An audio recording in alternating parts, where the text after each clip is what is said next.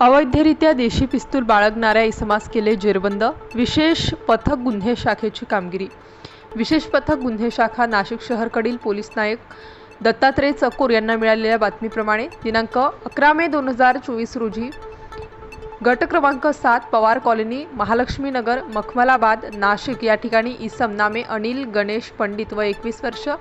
स्वतःच्या कब्जात देशी बनावटीचे पिस्टल अग्निशस्त्र व एक कारतूस बाळगताना तसेच माननीय पोलीस आयुक्त नाशिक शहर दिनांक 22 एप्रिल 2024 चे उल्लंघन केलं म्हणून त्याच्याविरुद्ध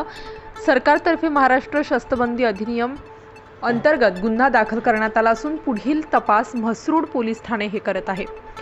सदरची कामगिरी माननीय पोलीस आयुक्त संदीप कर्णिक सो, पोलीस उपायुक्त गुन्हे प्रशांत बच्छाव, सहाय्यक पोलीस आयुक्त गुन्हे डॉक्टर सीताराम कोल्हे व वरिष्ठ पोलीस निरीक्षक जयराम पायगुडे विशेष पथक गुन्हे शाखा नाशिक शहर यांच्या मार्गदर्शनाप्रमाणे सहाय्यक पोलीस निरीक्षक हेमंत नागरे, पोलीस उपनिरीक्षक मुक्तेश्वर लाड, पोलीस उपनिरीक्षक दिलीप भोई,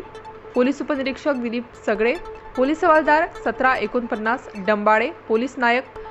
चकोर, पोलीस नाईक दिघे, पोलीस अंमलदार 2389 जाधव, पोलीस अंमलदार निकम, पोलीस अंमलदार फुलपगारे, पोलीस नाईक चव्हाण, पोलीस अंमलदार गणेश वडजे